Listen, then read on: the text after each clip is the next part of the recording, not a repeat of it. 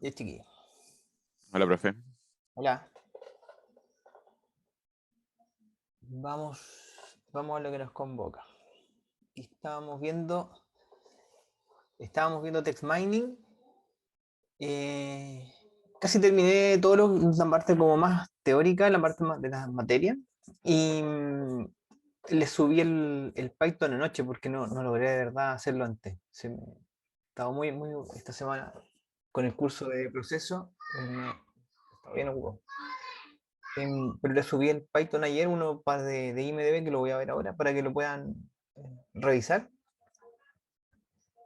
Y, y ahora acabo de subir otro que ya vamos a trabajar con el preprocesamiento de archivos en texto. ¿Ya? Empezar a cómo limpiamos los datos para que poder pasárselos al algoritmo. Entonces, solo quería recordar algunas cosillas que habíamos visto en la clase pasada. Para procesar texto necesitábamos hacer básicamente lo más importante es el preprocesamiento, ¿cierto? Como nosotros trabajamos la data antes de pasársela siquiera al algoritmo, ¿ya? Y para eso hay que hacer un conjunto de tareas que son propias de text mining, para que la data esté de mejor calidad y reducir la dimensionalidad lo más posible a algún dataset o un número de variables que, que sea reducido, pero que no le quite mucha información. ¿Ya? Eso, y eso hay que hacerlo casi más al ojo. ¿Ya? Hay varias técnicas. ¿Ya? Y habían varios pasos. Primero, tokenizar los documentos, que es tomar todo un texto, por ejemplo, esta PPT. Si uno extrae el texto de esto, lo puedo sacar por oración o lo puedo sacar por todo el párrafo. ¿Sí? Ahora, lo que nos va a servir a nosotros es tokenizar por palabra, tomar todas las palabras únicas. ¿Sí? Eso es tokenizar.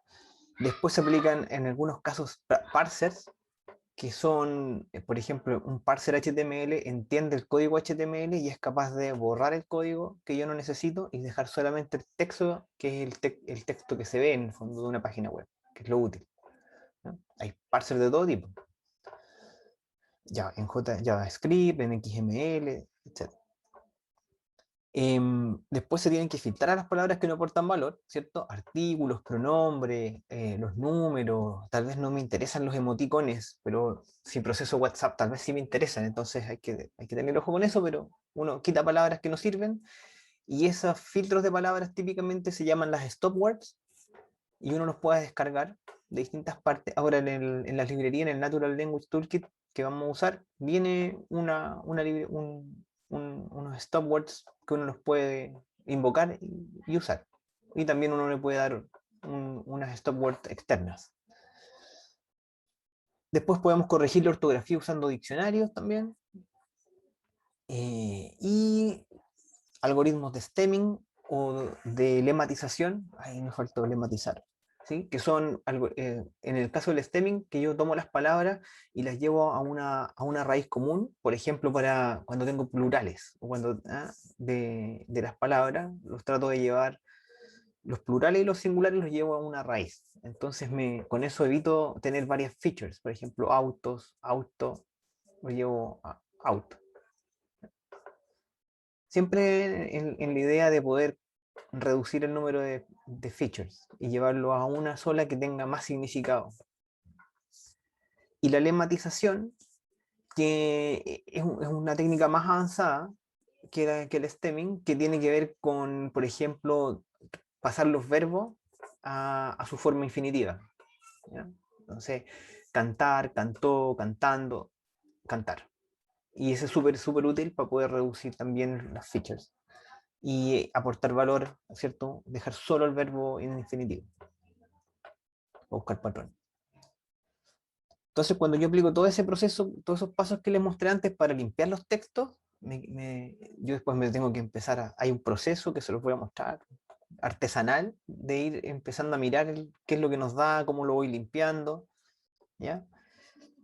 Eh, pero básicamente lo que yo tengo ahí, voy a intentar generar con ese texto limpio una matriz de frecuencias de palabras, ¿ya? porque esa matriz de frecuencia finalmente lo que representa son mis documentos en un espacio vectorial, ¿ya? Y eso es lo que entiende un algoritmo, ¿ya? Un conjunto de un vector, ¿cierto? Conjunto de vectores. Y típicamente uno quiere encontrar esta matriz M de frecuencia, donde en cada fila en esta matriz tengo las palabras y en cada columna tengo los documentos. Entonces, por ejemplo, el libro amarillo, si es el libro 1, ¿cierto? El libro amarillo va a estar en la columna 1. Y todas las palabras del libro amarillo, bueno, todas las palabras que tienen el libro amarillo van a corresponder a una componente no nula de este vector, ¿ya? Fíjense que llega de 1 a W, donde W es el número total de palabras distintas de todo el corpus de documentos, de todo este arcoíris de documentos. Entonces, claro, van a haber muchas palabras que tal vez no están en el libro amarillo, y hay ceros, hay muchos ceros. Esta matriz, esas frecuencias, ¿cómo yo coloco la frecuencia adentro? Estuvimos conversando en la clase pasada, hay un montón de maneras de hacerlo. La más tradicional, cómo se partió en esto, era hacerlo binario, binarizando. Por ejemplo, si la palabra gato está presente en el libro amarillo, entonces gato es 1. Casa, 1, si es que está en el libro amarillo. Si está 10 veces la palabra gato o casa, es 1, da lo mismo. ¿Ya? Entonces, finalmente, esto era una matriz de puros vectores de cero, de puros valores 0 y 1. ¿Ya? Esa fue una de las primeras, es la primera forma en cómo se llevó el corpus de documentos al Vector Space Model, ¿ya? Y aquí está esa forma 0,1 de poner frecuencia. Y hasta el día de hoy igual uno la puede utilizar, ¿eh? No es malo usarla, se usa. Pero después hubo sucesivas investigaciones donde hay papers solo de esto, solo de cómo yo coloco una buena frecuencia de aparición de palabras en un corpus de documentos, y una buena frecuencia, que es cómo se califica buena frecuencia, porque yo, dado un corpus conocido, calculo esa frecuencia y los modelos de clusterización o clasificación funcionan mejor. Entonces hay un montón de literatura científica que toma corpus conocidos de documentos y prueban distintas funciones, ¿ya? Ahora, esta área fue mucho más fuerte a finales de los 90, principios del 2000. Y después el interés ya se fue a otros lados, porque ya no hay más, fíjense, todas se parecen, ya no hay más unos que ponerles, constantes que meterles, más o menos esto. Entonces la siguiente frecuencia como conocida, útil, fue el raw frequency, que simplemente es contar la frecuencia que tiene una palabra dentro del documento. O sea, si casa aparece 10 veces, entonces en el documento amarillo, ¿sí? En el documento amarillo tengo casa 10 veces, entonces mi columna 1 del documento amarillo, en la componente casa, va a tener 10. ¿Sí? Y el libro naranja tiene la palabra casa 2 veces, entonces, si casa es la componente 2, entonces ahí va a tener 2. ¿Ah? Y así. Entonces ya es una matriz que tiene harto cero, pero que tiene valores no nulos que pueden llegar a ser bastante más grandes que 1. Después hay un montón de otras métricas y formas de colocar frecuencia de palabras en documentos, que están las que están aquí, pero me voy a ir a la más utilizada, que es el Ten Frequency Inverse Document Frequency. TF, IDF, TF y DF. Y hay 3 formas, están estas 3 formas. ¿Ya? La primera forma es la más conocida, la normal, ¿cierto? Donde yo multiplico la frecuencia, el raw frequency, que era el término raw frequency, el 2, el 10, ¿no? Yo lo multiplico por el logaritmo del número total de veces que aparece la palabra en particular que yo le estoy poniendo frecuencia en todo el corpus de documentos sobre el número de veces que aparece esa palabra en un cierto documento. ¿Ya? Ay, perdón. Ahora, esto después no lo van a ver, más probablemente van a saber nomás que existe, que es más o menos así, que es una multiplicación de frecuencias y Python lo calcula solo. ¿Ok? Pero sí lo que quiero mostrarle que esto que está acá, para los que se acuerden de gases, de química, es como una entropía. ¿Ok? Y cuando salió este paper mostraba que realmente esta cuestión funcionaba bien si uno modelaba la frecuencia de palabras de esta forma, ayudaba a que los algoritmos funcionaran mejor.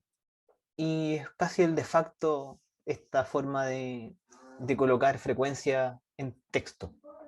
¿Ya? Es como una entropía, como si fueran partículas las palabras, gases. Interesante. ¿Ya? Y hasta aquí no habíamos llegado, que es súper importante que cuando uno trabaja con texto, en especial, es muy importante normalizar.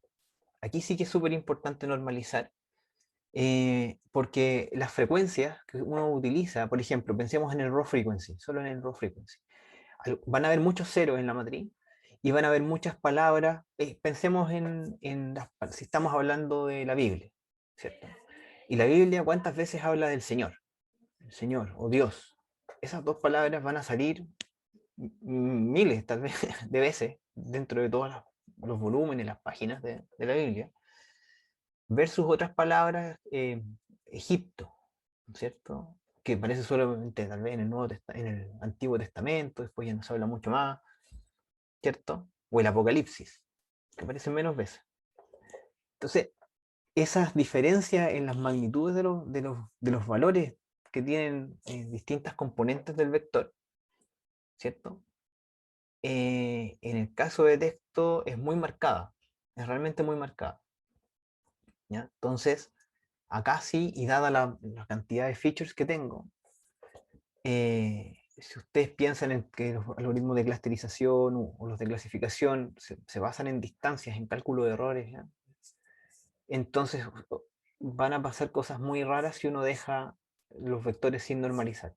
¿Ya? Se puede usar, ¿ah? No les digo que no lo vayan a correr y en una de esas les da, pero lo más probable es que den cosas malas. Entonces es bueno normalizar primero los vectores. ¿Ya? Em, y claro, como dice ahí, de esa forma yo evito en el fondo que ocurra el fenómeno de que las palabras que tienen mucho peso opaquen a las palabras que tienen menos peso. Y lo que suele ocurrir es que la gente no considera este efecto, que es muy parecido a cuando trabajamos con el problema de fuga de cliente, ¿cierto? Cuando tenemos un problema de rareza en la base de datos, que se traduce en un problema de clases muy desbalanceadas, donde la clase que está más representada se come finalmente el efecto de la clase más minoritaria. Es algo parecido, ¿ya? Pero en los features. Em, y bueno, en texto ahí hay un tema que es súper importante y lo vamos a utilizar después, que es la ley de Zipf. ¿Ya? La ley de Zipf, no sé si la han escuchado de otro curso. eh, Zipf fue un lingüista americano, años 40, que tomó diarios, periódicos de la época y tomó todas las palabras y las contó, y contó la frecuencia de palabras. Y se dio cuenta que esa frecuencia de palabras se comportaban como una ley de potencia.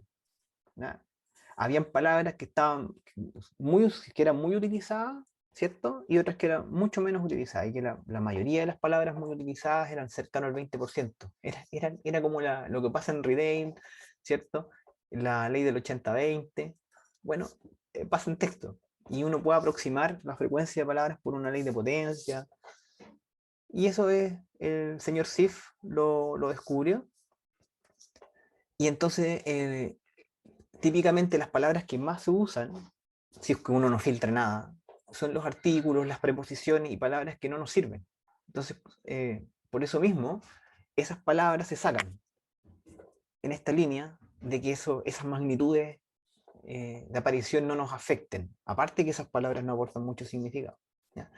Lo mismo pasaría si estuviera procesando la Biblia, Dios, como les decía, o Jesús, que va a aparecer miles de veces, pero no nos van a aportar mucho, en sentido de buscar algún tipo de patrón, porque sabemos que la mayoría de los patrones van a estar hablando de Dios o de Jesús, ¿cierto? A menos que sea una palabra en particular que yo quisiera detectar algún patrón particular con Jesús. Ahí sí tendría que dejarlo. ¿Ya? De hecho, anoche estaba en el LinkedIn, hicieron un análisis, ya me acordé, de los tweets de Pamela Giles y publicaron una lámina, una 9 palabras de eso, ni siquiera en algoritmo, simplemente contaron frecuencia y lo representaron con una 9 palabras. ¿Ya? Y claro, estaba el mapa y decía Pamela Giles, Giles, abuela, abuelo. Y esas eran las grandes palabras y después un montón de palabras chicas. Ese es un error en el preprocesamiento. No me aporta nada que diga Pamela Giles. Yo sé que si estoy procesando el tweet de Pamela Giles, o lo que sea de Pamela, la señora va a poner mucho su nombre, ¿cierto?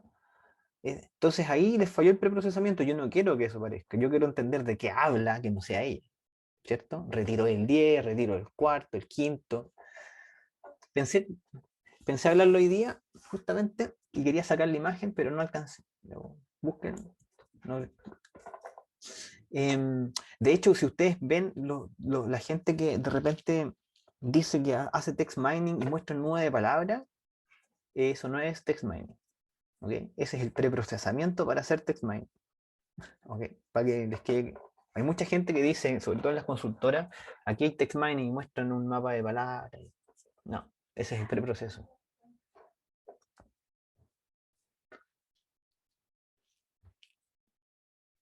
¿Ya? Así que eso una vez que uno lo hace, logramos tener esta matriz eh, limpia y de calidad para poder empezar a trabajar.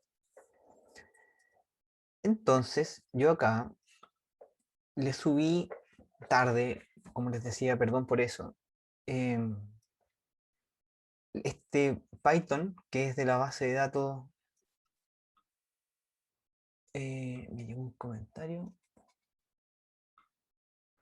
se normaliza, se normaliza por columna. Necesitas normalizar el documento completo porque son vectores. Para cada documento, el vector se hace crecer al tamaño total de features del corpus.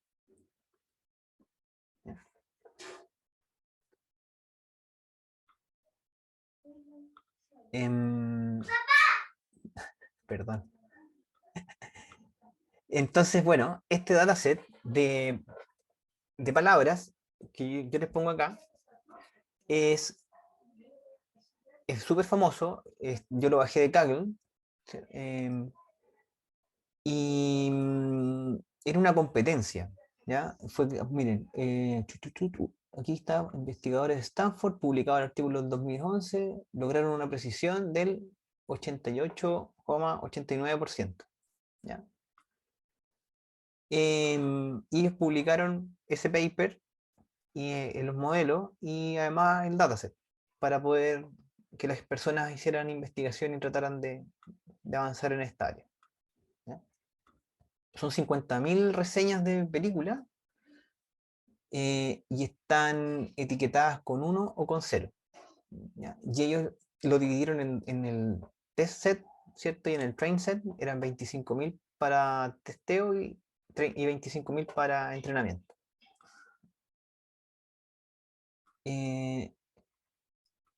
¿Cuál es la gracia? Yo les dejé para que pudieran probar en las casas sin tener que hacer grandes preprocesamientos, ¿ok? Porque esta data está preprocesada. Pero sí la pudieran entregar directamente a un algoritmo y quieran que la red neuronal sí corre con esto y que da. Entonces, aquí, por ejemplo, yo hago varias operaciones. Primero cargar la data. ¿Ya? Cargo la data. Aquí ustedes pueden cargar, este es el número de palabras distintas que quieren cargar. Pueden ponerle 12.000, pueden ponerle 5.000, lo que ustedes quieran. Es el tamaño de las palabras del corpus que van a utilizar para trabajar. ¿ya?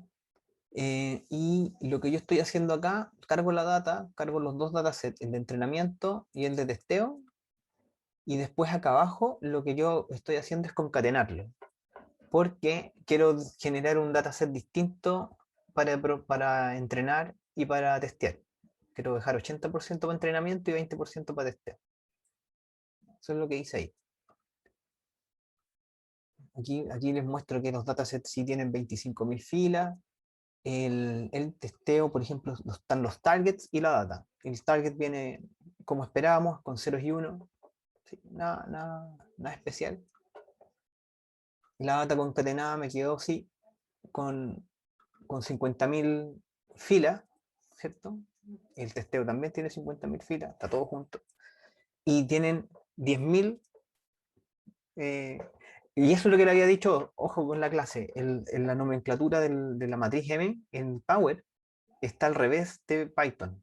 En Python, como uno lo piensa como columna. En columnas están las palabras y en las filas están los documentos. Para que no se vayan a enredar eso en eso. Y nos va a pasar después con otros métodos que, claro, el vectorizer también lo trabaja así. Las columnas son las palabras, los atributos, y las filas son los documentos. Pero en los papers lo van a encontrar al revés.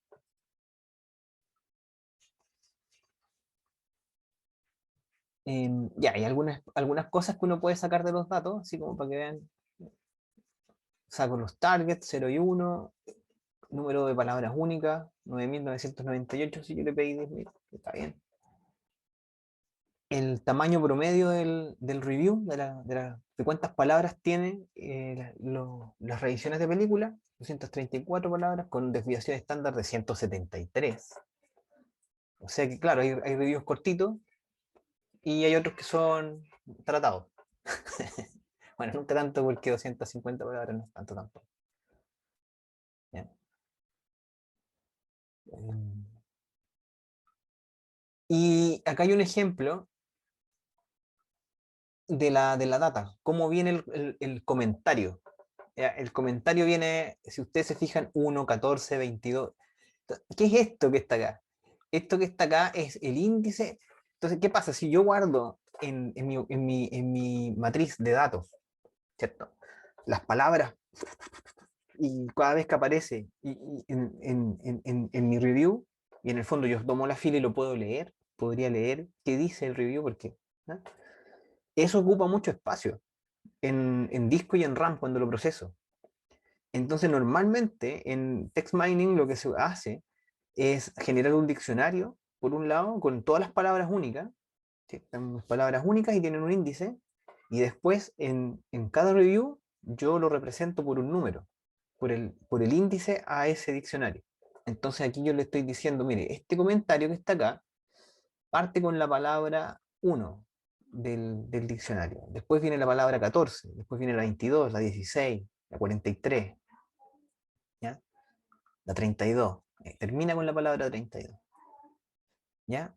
Y eso se hace porque representar un número es mucho más eficiente que un texto. ¿Ya? En memoria.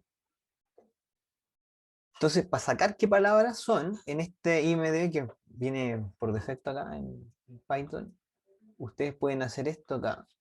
Voy a hacerlo aquí para que lo vean. Ahí están las palabras, ¿ya? Con sus índices, con su frecuencia. ¿Ya? Ahí están.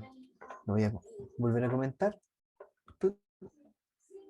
Y aquí simplemente trabajo los índices, doy vuelta a los índices y voy para poder reconstruir qué es lo que dice efectivamente cada una de las filas de mi matriz de datos.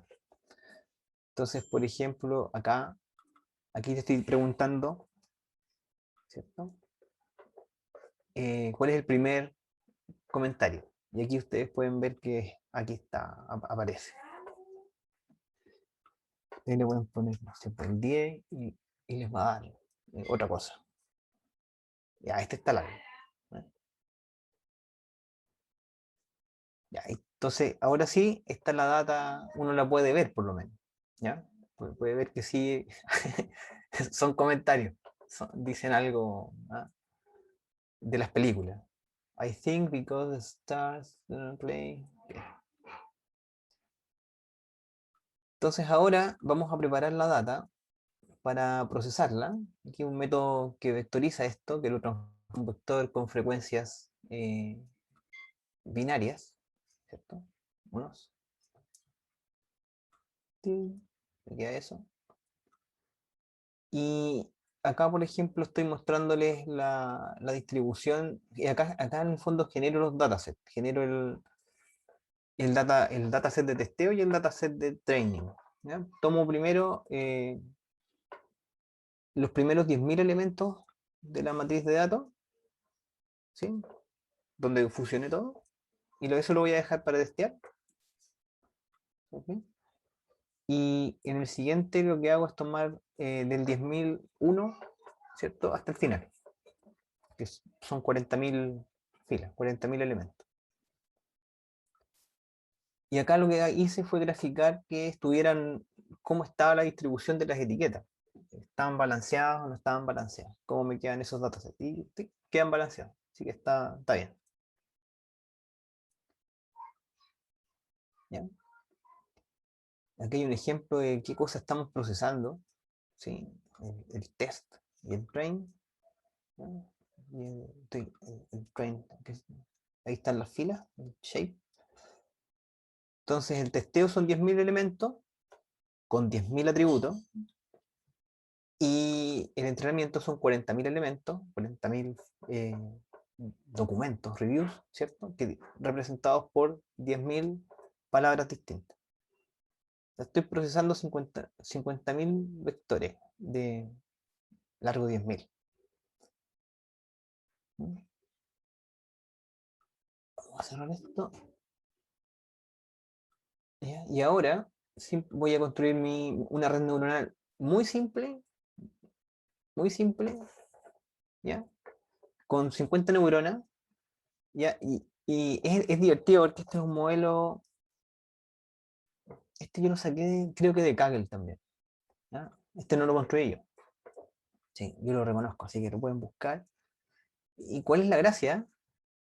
Que es una red pequeña, ¿cierto? Para la data que tengo, para la cantidad de filas, para la cantidad de columnas, es una red relativamente pequeña, ¿cierto? 50 neuronas. Tiene dropout, ¿cierto? Con dropout.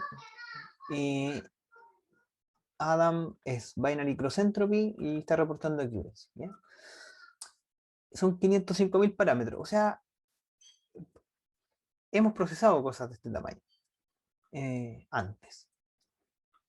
Y acá simplemente voy a hacer el fit del modelo y voy a darle 10 épocas. En el Kaggle, este modelo estaba con menos épocas, estaba como con 3 o 2, muy poca, ¿ya? Y batch 4.000. Lo vamos a dejar ahí. Y esta lista acá no lo habíamos ocupado antes, ¿ya? Nosotros lo habíamos ocupado con Split Validation, ¿se acuerdan? Split Validation 0.2, 20%. Y guardábamos entonces 20% de la data que entraba para validación. Acá lo que estoy haciendo es dándole directamente la data que quiero que utilice para validar, para testear, ¿ya? Y le estoy pasando la data que yo particioné antes. ¿Y por qué eso es útil? Porque si corro una red neuronal distinta con otra arquitectura, ¿cierto? Y yo le paso la data, los resultados van a ser mucho más comparables que si no, ¿cierto? Con Split Validation, el random escoge el 20% de los datos y ejecuta la validación. Si tiro otra red neuronal es otro 20% de la data. Puede darse el caso de que sean justo para un modelo ese 20% aleatorio era algo conveniente y para el otro era algo que no era, y era inconveniente, y entonces no estoy pudiendo comparar los modelos en su justo mérito. Pero de esta forma sí, ¿sí? Porque es más seguro que se están evaluando sobre cierta data específica que ninguno de los dos modelos vio. Así que es bien conveniente que usen esto.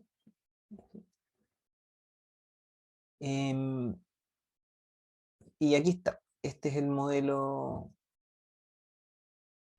final. Da 88,56. El promedio de las tres iteraciones me da 85-86% en accuracy. ¿No? Son clases balanceadas, así que ese accuracy yo le podría creer. Pero la gracia está en que son súper pocas iteraciones y el modelo no es tan grande y da súper bueno. ¿Ya? Y si uno se va arriba, cuando partimos la clase y ven el resultado que le dio a esta gente, en precisión sí, en precisión, 88-89. Bueno, como son clases balanceadas, precision y recall, que se usan para calcular el accuracy, deben andar por ahí. ¿Ya? Entonces, es interesante, tal vez sorprendente, que un modelo tan simple, ¿cierto? Tan simple y va a ser una red para el tamaño de datos que estoy procesando tan bien y con tan poquitas épocas de entrenamiento. ¿Ya? Entonces, ¿cuál es la sospecha? ¿Qué sospechan ustedes? ¿Qué podrían sospechar ustedes, chiquillos? ¿A alguien se le ocurre algo? ¿Qué le parece? ¿Qué les parece?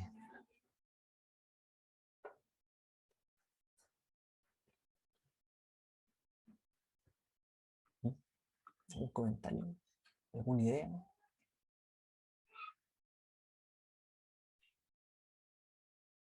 Por lo menos no está sobreajustado, ¿cierto? Estamos en la fase, es un modelo simple y estamos en la parte donde todavía estamos mejorando a medida que tenemos más época, ¿cierto? Y el accuracy fue mejorando, o sea, tenemos espacio de mejora. Veamos qué pasa. ¿Qué pasa si lo vuelvo a correr? Le voy a dar más época. Le voy a dar 7 épocas más.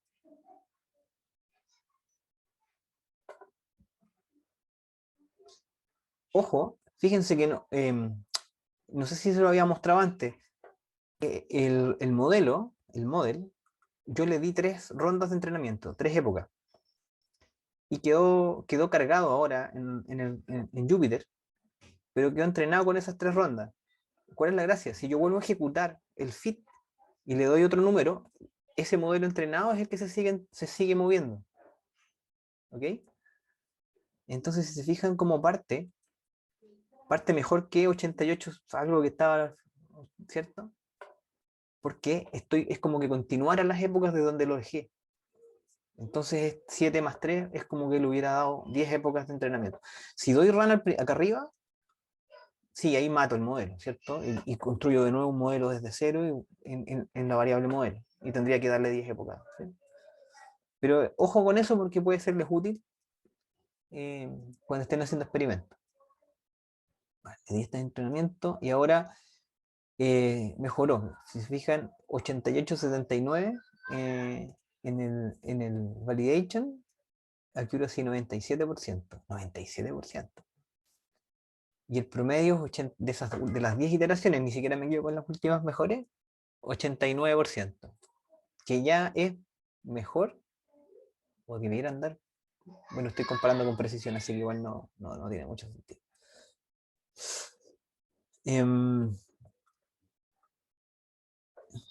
Y voy a graficar esto. Y ahí ya me fui ¿cierto? Me empecé a ir para el lado del sobreajuste. ¿Sí? Época 4, perdón, parte 3, época 4, época 5, época 6, ¿cierto? 7, 8 estoy sumando mal, pero por aquí tengo que estar 1, 2, 3, 6, más 1, 7, claro. Entonces tendría que ser la 4, la 5, la 6. En la sexta época más o menos empezó a sobreajustar este modelo. Entonces yo me podría quedar por aquí y por aquí. 3, 4, con 5. 5 épocas. Aquí, aquí, ¿cierto? Por ahí estamos bien. Después de eso ya el modelo empieza a dar, el entrenamiento empieza siempre mejora, pero en la evaluación va decreciendo. Entonces, este es divertido porque cuando se liberó esto, año, em, año 2011, no había nada de esto, ¿sí? Estaban partiendo el tema del TensorFlow, hacerlo tan fácil de usar, eh, no existía o era muy incipiente. Y los modelos y esta competencia se hizo pensando no en redes neuronales, ¿ya? Se hizo pensando en los otros modelos que habían, que eran el Random Forest, un AdaBoost, otros modelos, ¿ya? Y, y era competencia, era desafío. Y ahora, con una red, de hecho, este tipo de modelos, 500.000 parámetros, 10 años atrás, era demoroso, muy demoroso. Entonces, pero ahora no. Y por eso yo se los quería mostrar porque ha avanzado mucho la tecnología para poder hacer este tipo de análisis hoy día. Y por eso en el momento histórico en el que estamos, aparecen los chatbots y aparecen un montón de otras cosas que sí tienen procesamiento masivo de texto, ¿ya? Y este modelo simple da muy buenos resultados. Entonces esta base de datos ya no es desafío, ¿ya? Ahora, ¿dónde está la gracia? Bueno, por un lado en la red neuronal, que es un buen modelo intensivo, busca las combinaciones a fuerza bruta, bla, bla, bla. Sí, pero no podría hacer esto de esta manera si la data no viniera bien preprocesada, limpia, ¿ya? Y esa es la gracia de este dataset, que está muy limpio, está muy bien hecho, ¿ya? Y tiene muchos efectos nocivos fuera, ¿ya? Que no es lo normal, ¿ya? No es para nada la norma.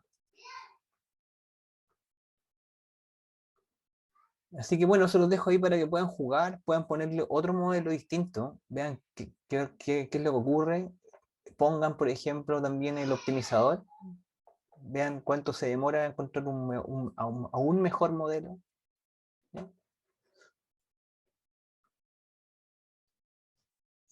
Puede ser un ejercicio interesante. Trato de mantener la nomenclatura entre Pythons, entonces la idea es que puedan copiar los gráficos desde los Python que ustedes quieran, lo copien y deberían funcionar prácticamente directo, ¿ya? Tal vez cambiar el nombre de alguna variable, pero eh, debiera funcionar prácticamente sin ningún cambio, ¿ya? Así que eso es para que tengan en presente que esto sí funciona, pero hay que trabajar los datos. Entonces ahora nos vamos a la parte de preprocesamiento. ¿Cómo trabajamos la limpieza de datos con Python? ¿Cómo le vamos a limpiar esto para poder dárselo a nuestra red? Pues para eso hay hartas librerías o varias librerías, ¿ya? Y yo diría que la más popular, la más usada es el Natural Language Toolkit, ¿ya? Em, lo probé justo antes de la clase, unos 20 minutos antes. Me di cuenta que en el ambiente que yo les mandé no está instalado el Natural Language Toolkit. Entonces hay que instalarlo. Y lo pueden hacer por Conda acá o por pip, ¿ya? Uno de los dos, el que más les guste. A mí me funcionó el Conda, ¿ya? Recuerden activar su ambiente, Conda Activate New Black One, el ambiente. Dentro del ambiente hacen un Conda install NLTK. Y con eso ya les debiera instalar. Importan la librería y entonces vamos a la primera parte que estaba en la clase, que era el llevar este texto, un párrafo, un texto a las palabras, ¿cierto? O a una representación que nos sirva. ¿Ya? Entonces acá voy a trabajar, aquí uno puede bajar data desde el Natural Language Toolkit que trae data de muestra. Y esta es una forma, es la forma de tokenizar, el nltk.tokenize. Y adentro de eso vienen distintos tokenizadores. Uno, por ejemplo, puede tokenizar por oraciones. ¿Ya? Entonces, aquí le voy a dar un texto simple para que lo podamos ver. ¿Sí? Y acá lo tokenizó. ¿Ya? Entonces, si se fijan, esto es un string, un solo string, que típicamente así viene un texto, un reclamo, un correo electrónico, ¿sí? Y yo le estoy diciendo, use el sentence tokenizer y entonces divídame esto por oraciones. Yo simplemente le digo sentence tokenizer, le digo en el idioma en el que estoy, y acá esto me retorna, perdón, le entrego el string de texto, y esto me retorna el, ese string en oraciones. Así de simple. No hay que hacer nada más. Ahora, es importante que siempre recuerden que en texto todo está en el default es inglés, ¿ya? Y siempre hay que hacer algún tipo de configuración que en algunos casos puede ser muy compleja, pero en la mayoría de las cosas de Python que vamos a ver no es tanto para poder procesar español. Entonces, yo les voy a mostrar las dos cosas, inglés y español, ¿ya? Entonces acá la respuesta a lo que se retorna, como les decía, es este arreglo de oraciones.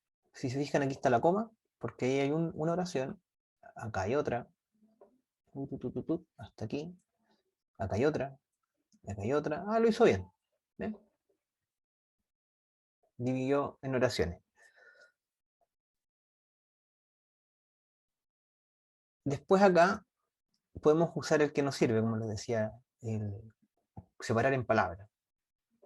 Entonces aquí ustedes ya definitivamente lo que obtienen en este vector es la tokenización por palabras de ese string que teníamos de ejemplo. Y sí, lo está haciendo bien, pero fíjense que la coma también es un token. ¿Ya? Las comas son token, este don't también, aquí ya empiezan a aparecer cosas medias raras. ¿Ya? Los signos, punto. Lo siguiente que uno hace después de que quiere tokenizar, después de que tenemos este vector de palabra, es contar frecuencia de palabras. ¿Ya? ¿Por qué? Porque yo quisiera, ojalá, poder hacer esto, representarlo en un gráfico, y aquí después los voy a mostrar en un gráfico, para ver la distribución de palabras según la ley de Zipf, y después poder ir filtrando esas palabras para poder quedarnos con alguna base de palabras útil. Entonces, voy aquí, text mining, voy a usar aquí el objeto frequent distribution, que está en el Natural Language Toolkit en probability, ¿ya? Y aquí yo simplemente, por ejemplo, en ese objeto me permite a mí ver acá con el most common las 10, por ejemplo, palabras más comunes, que son en este caso los tokens más comunes, ¿cierto? El punto está 5 veces, is está 4 veces, t 3 veces. ¿Ya? Voy a ver las 3 más comunes, las 5 más comunes, lo que ustedes quieran. ¿Ya? Ustedes pueden pedir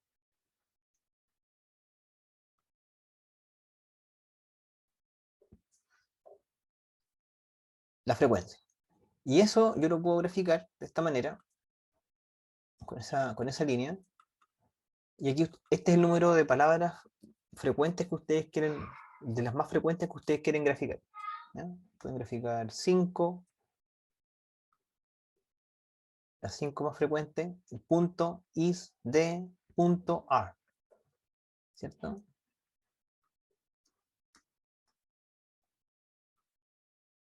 ¿Cierto? O acá las 10 más frecuentes, hello hay uno, orange 2 veces, Y entonces en esa frase tan cortita, fíjense en este gráfico de frecuencia, las primeras 5 palabras, honestamente, son basura. ¿Cierto? Vean, no, es ruido, es basura, no nos sirve para nada, ninguna de estas. De partida los puntos, fuera. Is, no, fuera, no sirve. De, are, ¿cierto? Entonces, de esta forma yo podría sé que todo esto yo lo tengo que eliminar, ¿cierto? Simplemente mirando mi grafiquito. Ahora, lo voy a hacer en español, ¿no? Y un poco más real. Entonces yo aquí me chorea que me lleguen tantos correos, spam, y sobre todo de la U. ¿Ya? Me llega una cantidad de correos de eventos y cuestiones raras de otras facultades, pero es que es impresionante. Entonces tomé algunos de esos correos y los copié y los pegué aquí como... De hecho, creo que es uno o dos correos deben ser estos, no sé cuántos son. Pero no eran muchos, o sea, y son textos grandes. ¿Ah? Aquí lo pueden ver, seminario. Y estoy haciendo el mismo proceso de tokenización usando el Word Tokenize, ¿ya? Y voy a graficar las 30 palabras más frecuentes. Aquí ustedes pueden ver lo más frecuente. Dice que tenemos 503 samples y 1620 outcomes, ¿ya? O sea, son 503 palabras distintas que aparecieron 1620 veces, ¿ya? En el documento. O sea que en promedio se repiten 3 veces cada una de esas palabras. Pero eso no es así, porque sabemos que la ley de Zipf no nos va a mentir nunca, ¿cierto? Y entonces nos va a quedar una ley de potencia, ¿cierto? Nuestro gráfico. Y sabemos que acá van a estar las cosas que más se repiten y que obviamente no tienen ni un valor semántico, ¿no? Aporte de información. Entonces, claro, de, coma, y, punto, en, todas estas cosas, para por las más, ojalá yo las pudiera eliminar. ¿Ya? Y de esta forma aquí voy a imprimir las más frecuentes igual que arriba.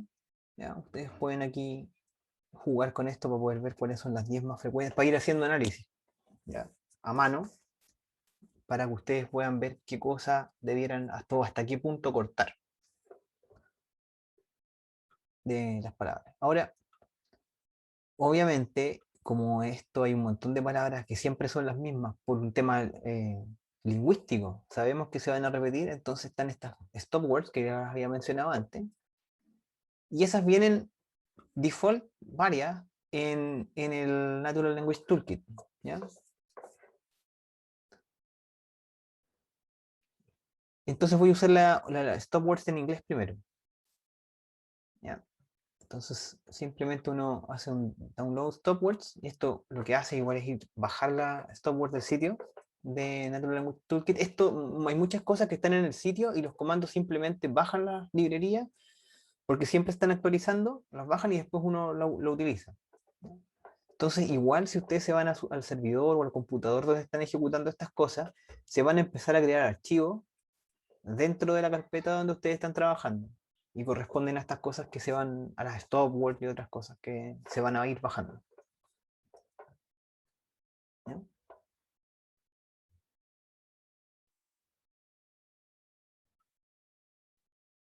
Listo. Entonces, así usted, de esta forma yo la bajo, de esta forma yo cargo las stop words en inglés y de esta forma yo la utilizo. ¿Ya?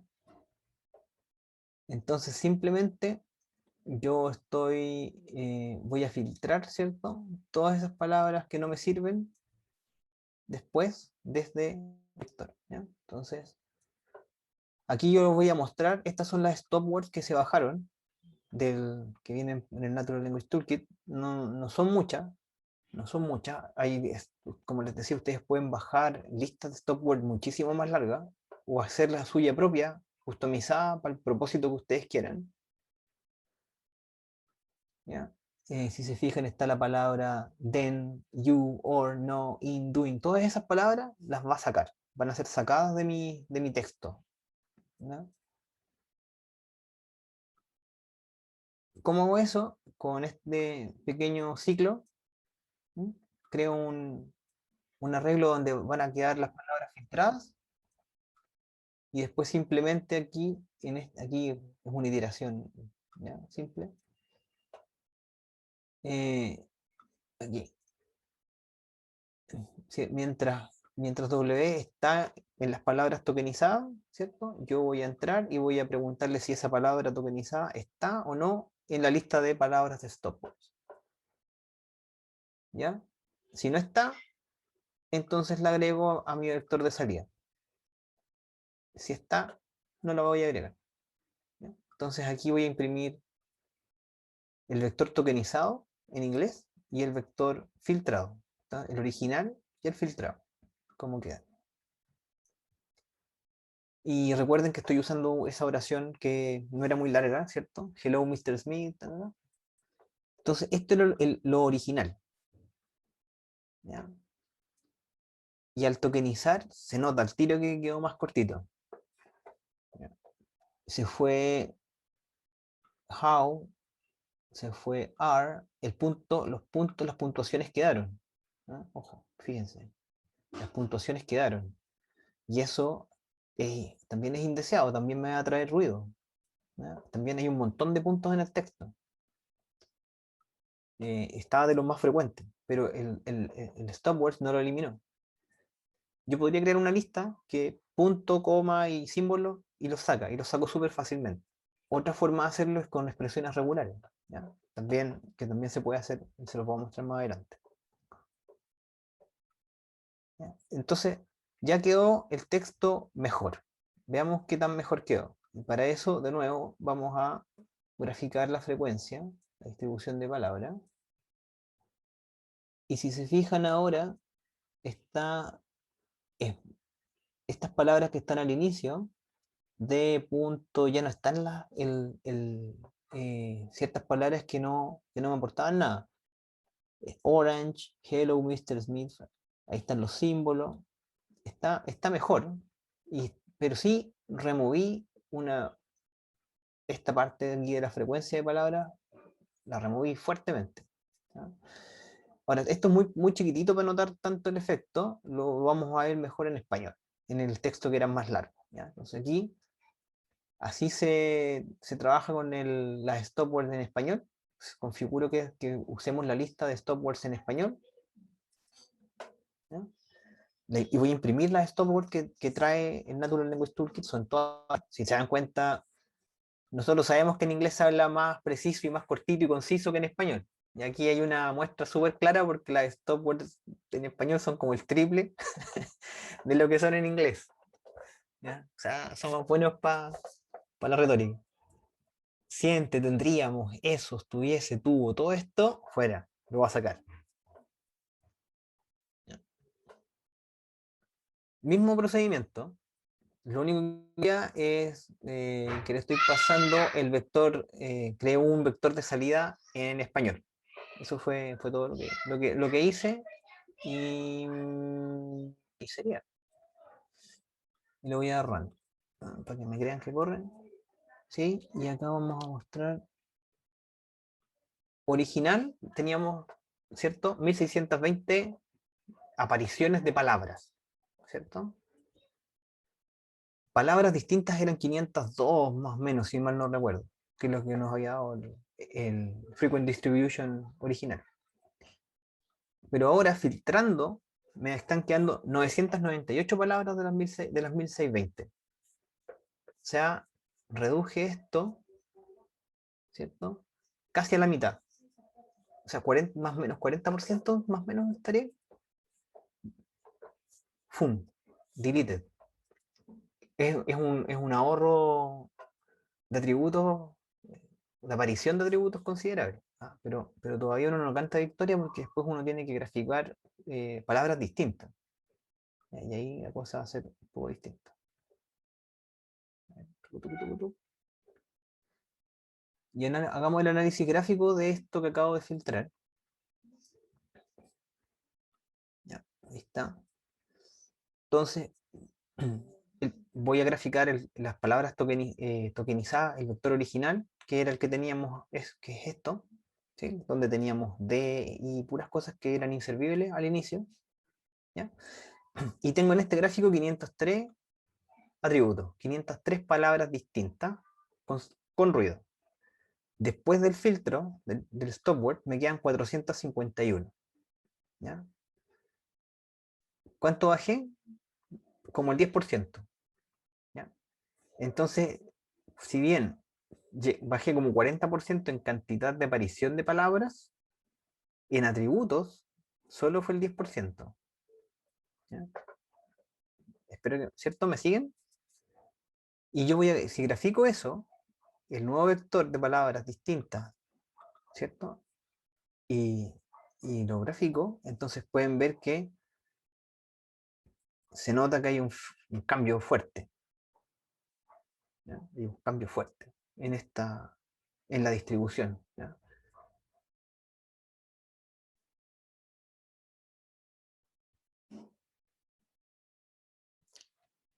De hecho, pero si se fijan ahora en las palabras más frecuentes, miren, las primeras palabras de acá, del principio de este gráfico, realmente son palabras que no sirven para nada.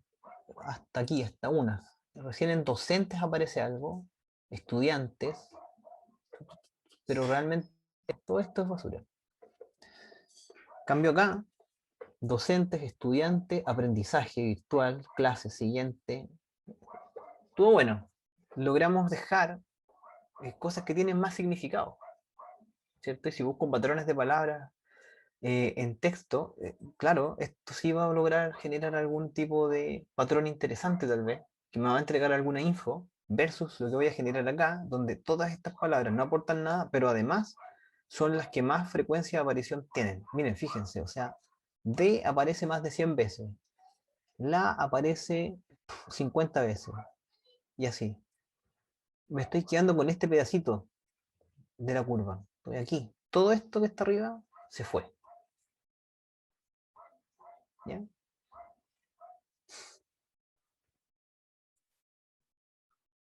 Ya, la primera parte, ahí filtramos.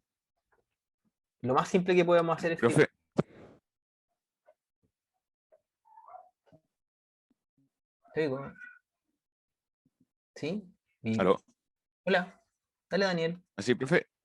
Y se pueden agregar esas comas, comillas, todos como de forma rápida a las stop words para Sí, que no. sí, sí, podéis crear tu propio archivo y ahí le ponéis punto, coma, símbolo, para que se vayan. Mm, ya, perfecto. ¿Ya? Pero como te digo, también hay formas de hacerlo con expresiones regulares. En una expresión regular tú le puedes pedir como parte del método que te entregue solo palabras. Y entonces todas las puntuaciones se van, puntos y números. Y lo haces por código, en vez de hacerlo de quitarlo de forma dura. ¿Ya? ¿Por qué puede ser útil quedarse con las puntuaciones cuando uno procesa WhatsApp, por ejemplo? O redes sociales, donde tenéis los dos puntos, la carita feliz, ¿sí? Entonces uno ahí puede querer quedarse con eso. ¿Ya? Pero Y bueno, en cuando hay como general, palabras mal escritas, también si las palabras están mal escritas, se van a quedar acá. ¿Ya? También se y van a no hay como algún paquete que me las como arregle, digamos. Sí, Como, vamos a ir viendo, les voy a tratar de ir mostrando cómo ir corrigiendo estos efectos. ¿Ya? Y ahora voy a gracias. de nada. Esto que está acá, voy a alcanzar a pasar el stemming, creo. Sí, alcanzo. 10 minutitos. El stemming es una técnica súper utilizada. Yo diría que de lo más utilizado por los últimos 20 años, por lo menos, cualquier trabajo de text mining va a decir algo de stemming. Y eso significa que yo las palabras las trato de llevar a una raíz, ¿ya? Entonces yo intencionalmente, en el ejemplo que está en inglés, metí una frase al final que tiene university, universities y universal. Esas tres palabras que son, ¿cierto? Que son para un programa, diría, son tres palabras distintas, tengo tres atributos, tres features distintos y vería su frecuencia.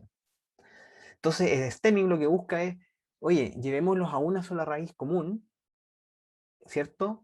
Y pongámosle la frecuencia correspondiente y eso me va a aportar mucho mejor información, ¿ya?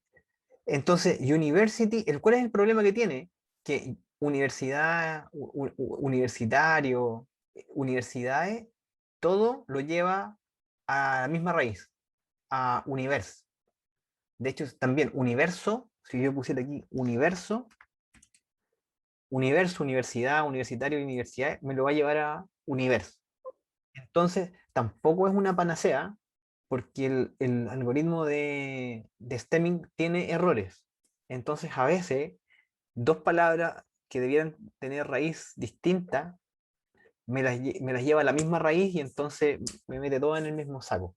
¿Ya? Universo con universidades son cosas súper distintas que van a tener la misma raíz. Y eso es un efecto que yo no quiero.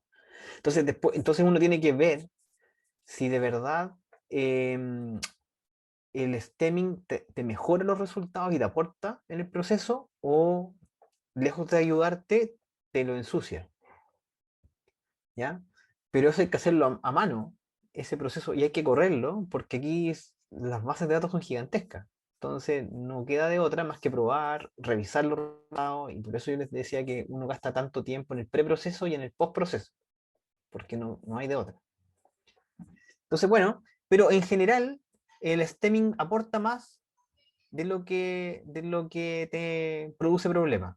¿Ya? Entonces, normalmente uno lo utiliza. Eh, ¿Cómo se hace eso? Y esto es una maravilla.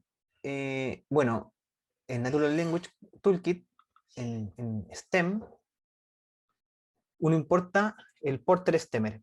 El algoritmo de Porter es el primer algoritmo de stemming que se creó en el mundo, por lo menos para inglés, no voy a decir en el mundo, pero por lo menos para inglés.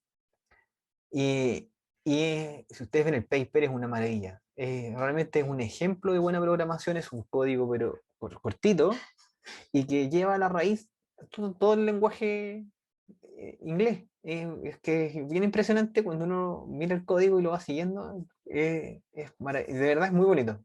Lo reconozco como computín, ¿ya? De formación.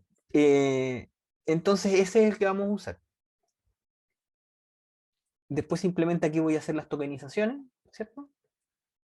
Se crea en esta variable ps, creo el método, ¿cierto? La clase, el porter stemmer, y después aquí yo simplemente lo uso, sigo usando el mismo código, voy a iterar sobre los tokens de palabra, eh, claro, y después aquí hago el stemmer y llamo al método, llamo efectivamente al método stemming sobre la palabra W que le voy a pasar. Entonces le paso universo y me va a devolver universo. Le paso universidades y me va a devolver universo. ¿Ya? Eso es lo que va a pasar acá. Y esa raíz yo la concateno en mi vector de salida.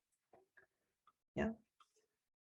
Y estoy imprimiendo a pantalla lo que da. ¿Ya? Estoy imprimiendo a pantalla lo que da.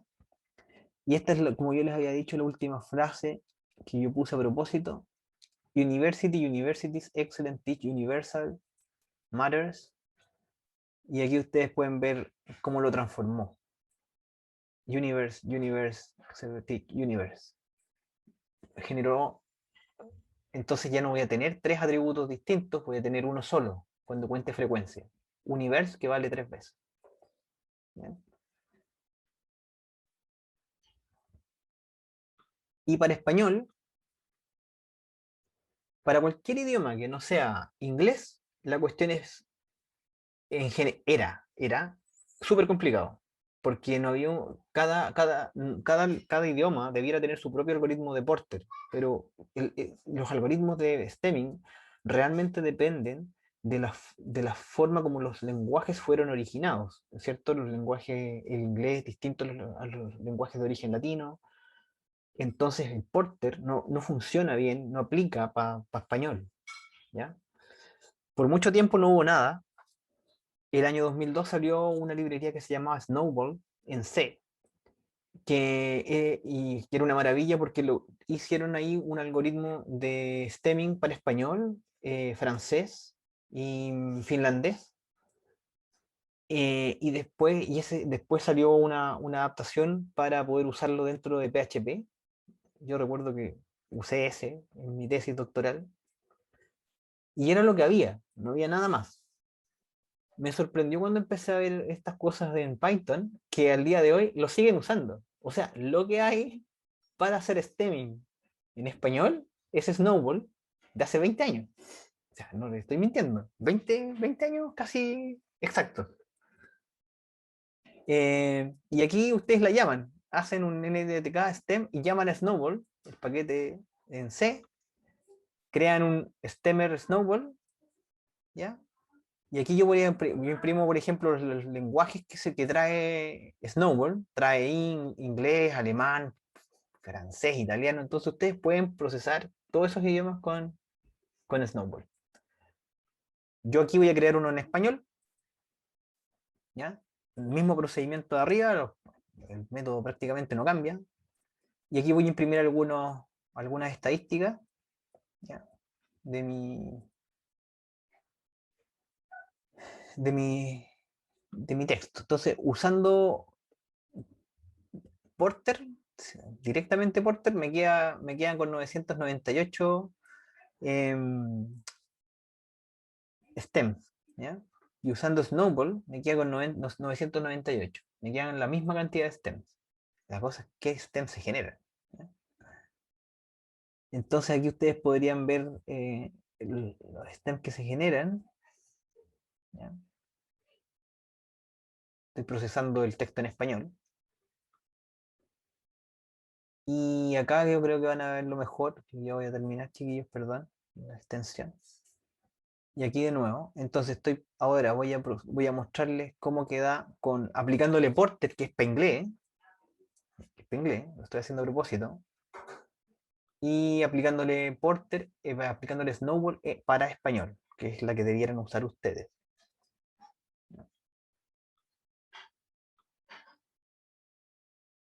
Aquí lo puse de nuevo majaderamente para que nadie lo haga en el futuro, pero lo hice igual, para que vean que lo que pasa es que hay mucha gente que no sabe estas cosas, simplemente va y procesa, dice, en Stemmer aprenden a hacerlo en la web, en alguna página o en canales de YouTube que he visto, y no tienen idea, entonces usan ciego y afecta, fíjense, se generan acá con Snowball 361 stems y en Porter 407.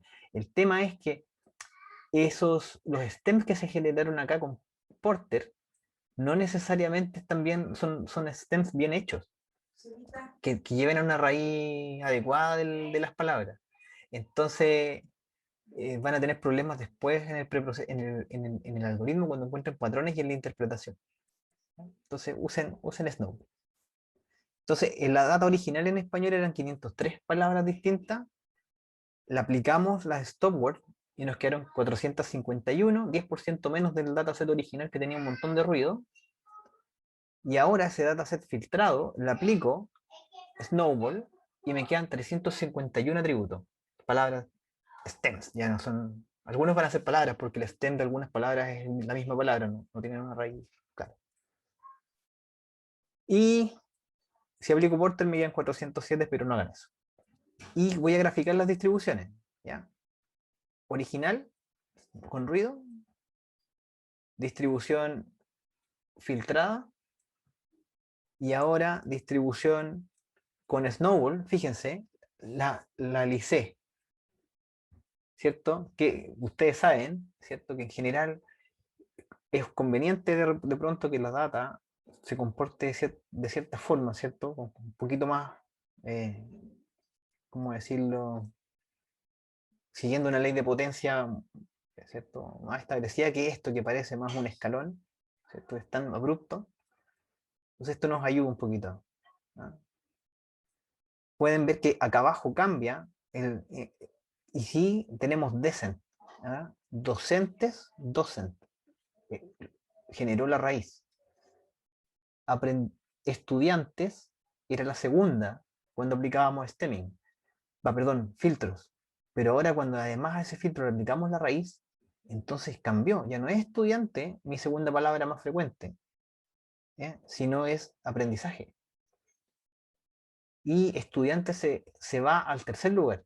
Empiezan a pasar cosas más interesantes porque efectivamente en los correos ese correo que yo estoy procesando, el significado y toda la información que quieren transmitir tienen que ver con aprendizaje de las personas, con capacitaciones, eso me parece que era en particular de eso.